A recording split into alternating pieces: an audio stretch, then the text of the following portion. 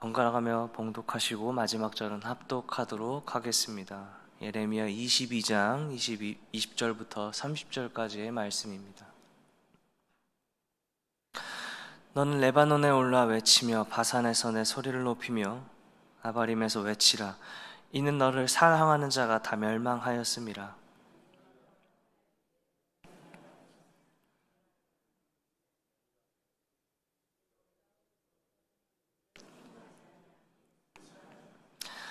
내 목자들은 다 바람에 삼켜질 것이요 너를 사랑하는 자들은 사로잡혀 가리니 그때 내가 반드시 내 모든 악 때문에 수치와 욕을 당하리라.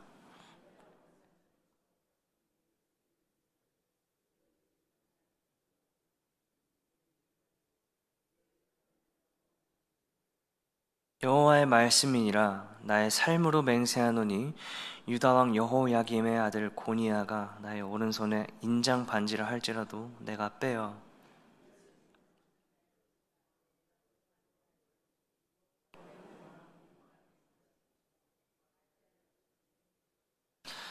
내가 너와 낳은 어머니를 너희가 나지 아니한 다른 지방으로 쫓아내리니 너희가 거기서 죽으리라.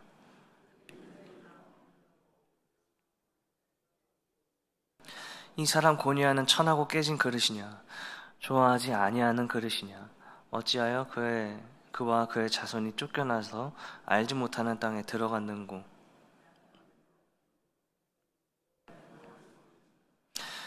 여호와께서 이와 같이 말씀하시니라. 너희는 이 사람이 자식이 없겠고 그의 평생 동안 형통하지 못할 자라 기록하라.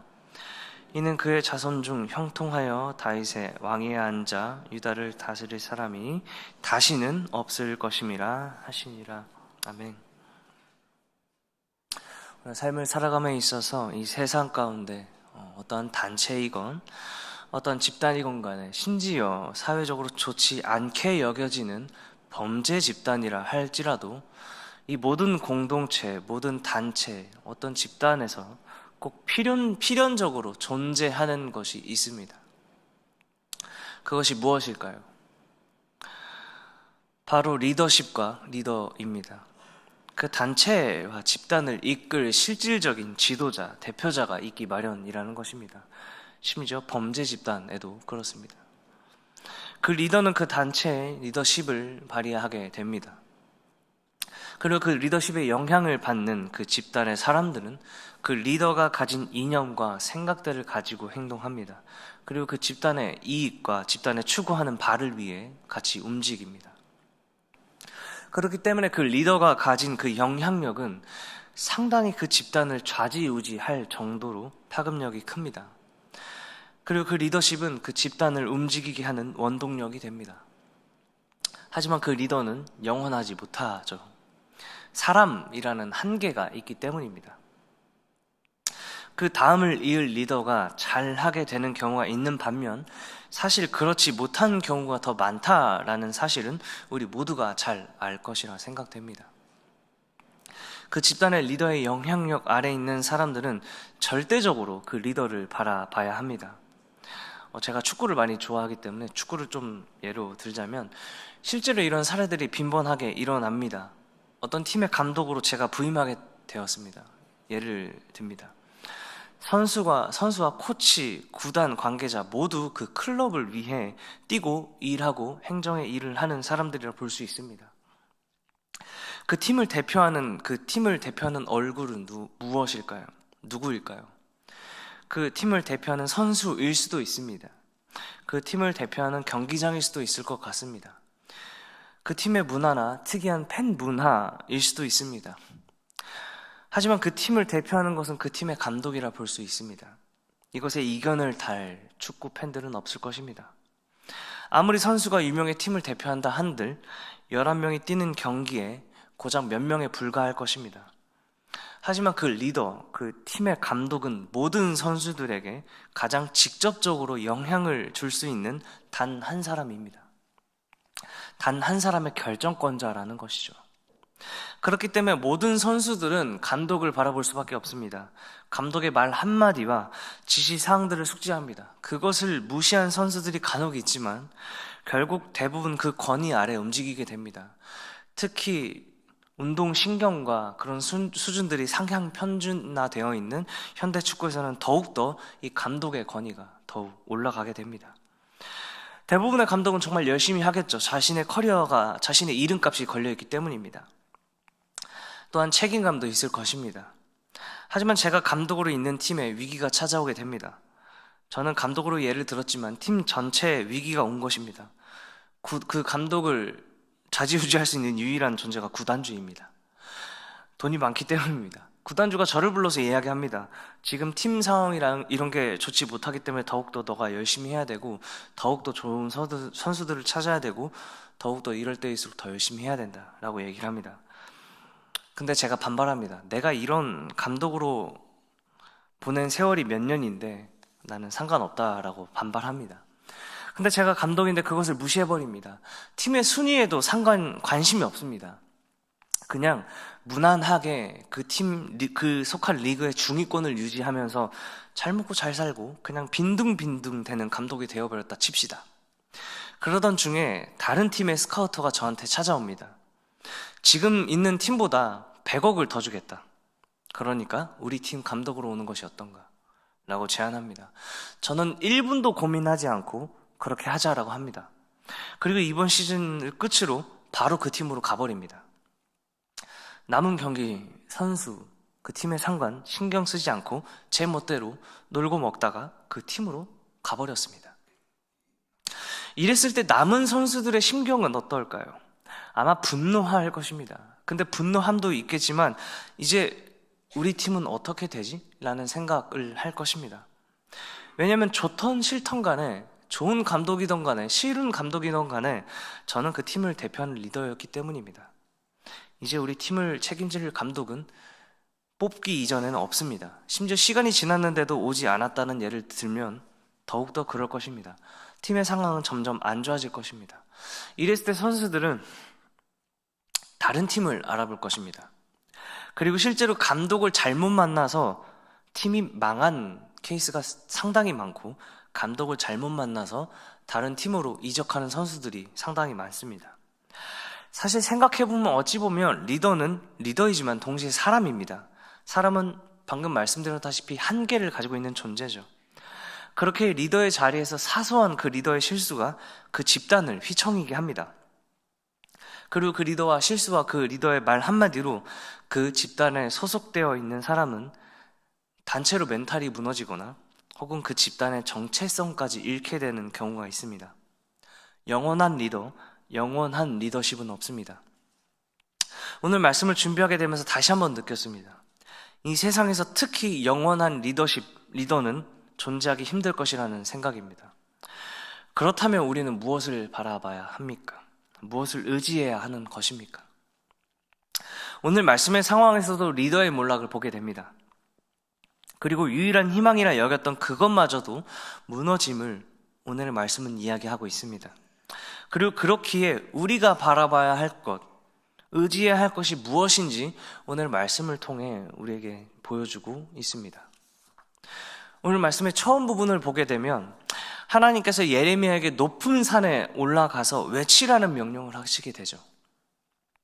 높은 산에 올라가서 그 외치는 그 느낌은 보통 생각하기에 옛날에 있어서 어떤 정말 좋은 소식이나 특히 전쟁에 이겼을 때 희망의 메시지가 선포될 것 같은 느낌입니다. 하지만 오늘 본문의 말씀에서는 그렇지 않습니다. 오히려 그것을 듣는 이로 하여금 상당한 절망을 선사하는 메시지입니다. 그 비유의 메시지는 사랑하는 자들이 다 멸망했다라는 것입니다. 우리가 보통 사랑하는 것이라 표현될 때는 일반적으로 연인들에게 쓰는 그 사랑일 것입니다.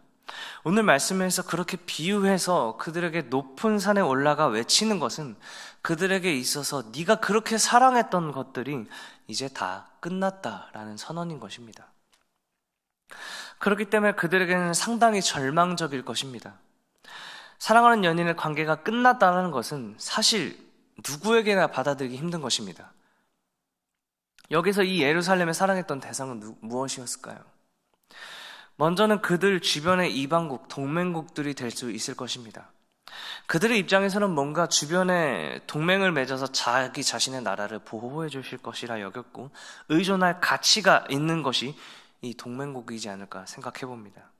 사실 지금 시대를 살아가는 우리도 우리나라를 포함해서 여러 나라를 봤을 때 외교를 맺는 것이, 또한 동맹국의 친밀도를 유지하기 위해 굳이 그 나라의 대표가 방문을 하는 것이, 그것을 근본적인 이유를 살펴보면 사실 별반 다르지 않습니다. 보호해줘야 되기 때문이고 국가가 이익을 챙겨야 하기 때문입니다. 이들이 의지했던 또 하나의 대상이 있습니다. 그것은 무엇일까요? 바로 자신들의 지도자일 것입니다. 리더라는 것입니다. 이들의 입장에서 당장 자기들 눈에 보이는 당장의 리더, 자신들의 희망, 뭔가 이루어질 것 같고 의지하는 그 지도자들이 이들에게는 사랑이란 비유적 표현에서 사랑의 대상이었을 것입니다. 이런 상황에서 오늘 하나님께서는 이 사랑했던 대상들이 다 처참히 무너질 것임을 확실히 예고하고 있습니다. 오늘 본문의 말씀의 22절을 다 같이 봉독하도록 하겠습니다. 22절입니다. 시작. 삼켜질 것이요 너를 사랑하는 자들은 사로잡혀 가리니 그때야 반드시 내 모든 악 때문에 수치와 욕을 당하리라. 바람에 삼켜질 것이라 라고 합니다. 바람에 흩날리는 존재처럼 뿔뿔이 흩어지고 망하게 될 것이다 말씀합니다. 그 말은 무엇입니까?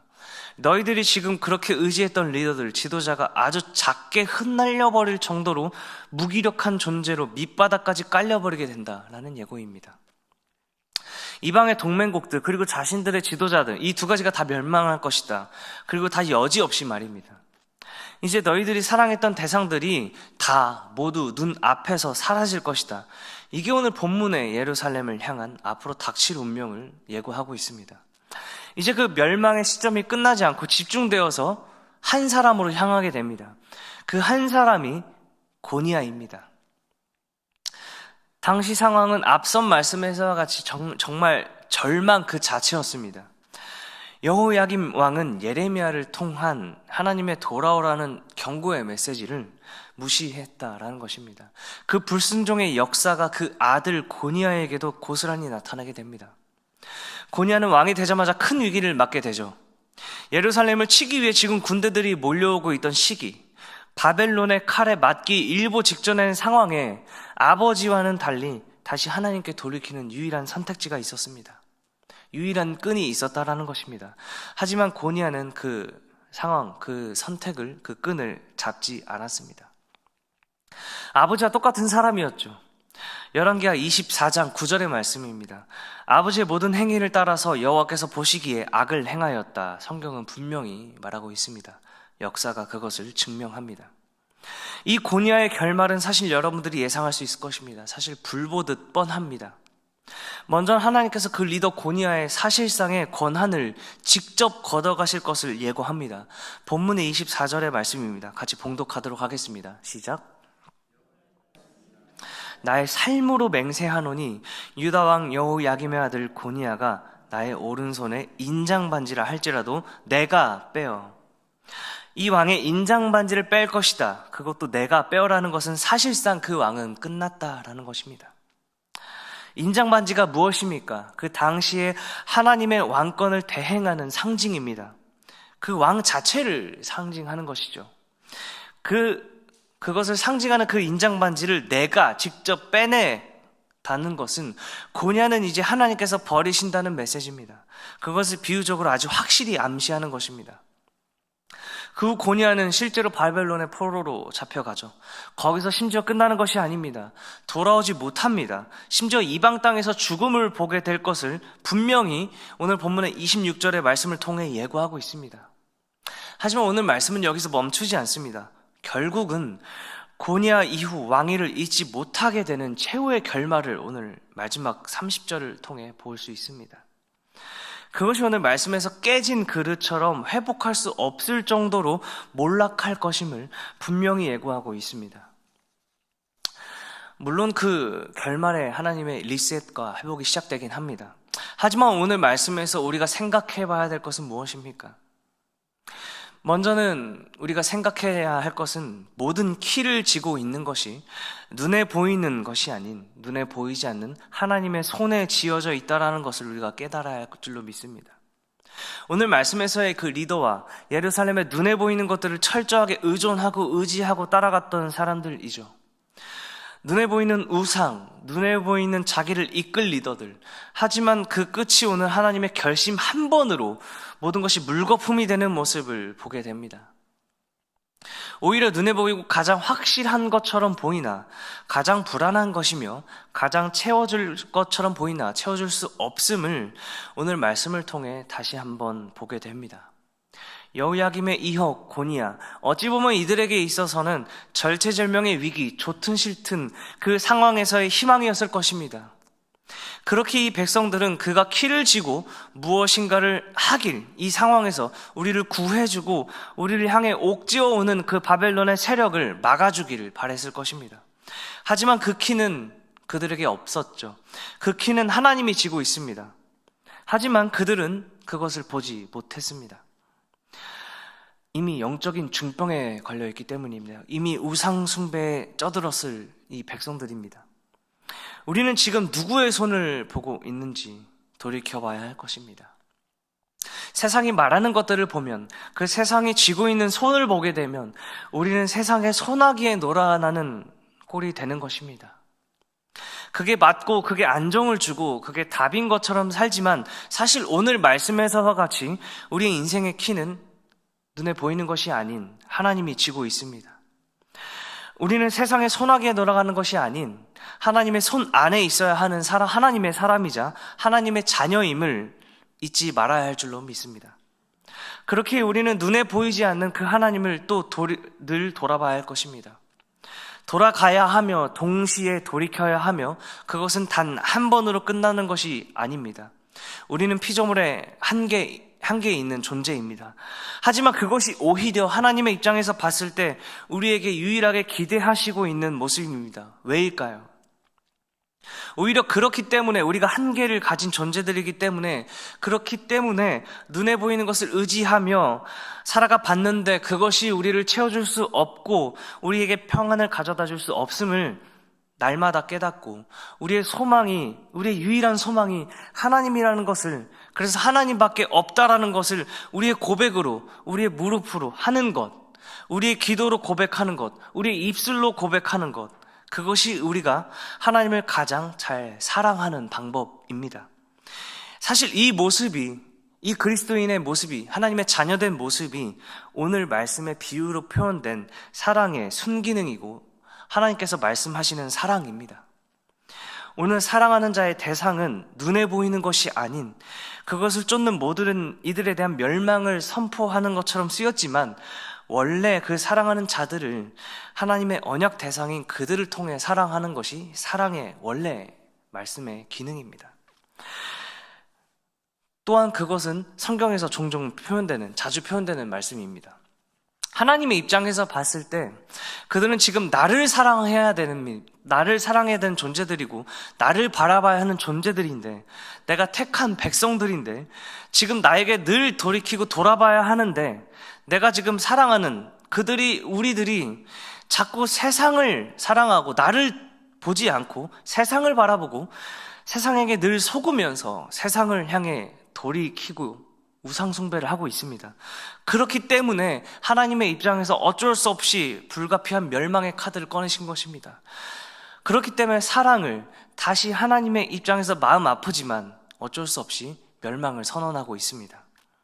오늘의 말씀을 통해 우리가 하나님을 사랑하고 우리가 하나님을 바라봐야 하고 유일하게 돌아갈 길임을 깨달아 알 수 있는 모든 일상 충신의 성도가 되어야 할 줄로 믿습니다. 그것이 우리가 드릴 하나님에 대한 사랑이고 예배이고 삶의 예배입니다. 그런 사랑으로 나아가는 저와 일산 충신의 모든 성도님들이 되기를 간절히 소망합니다. 기도하시겠습니다. 사랑의 주님, 오늘 말씀을 통해 습관이 된 불순종, 습관이 된 우상숭배, 그것을 통해 영적 중병에 걸린 이들을 통해 눈에 보이는 것을 쫓는 리더, 그 백성들에게 어떤 것들이 예고되어 있는지 보게 하시면 감사드립니다. 그들만의 얘기로 끝나는 것이 아닌 지금 이 악한 시대를 살아가고 있는 우리들의 시선이 어디에 향해 있는지 돌이켜보기를 소망합니다.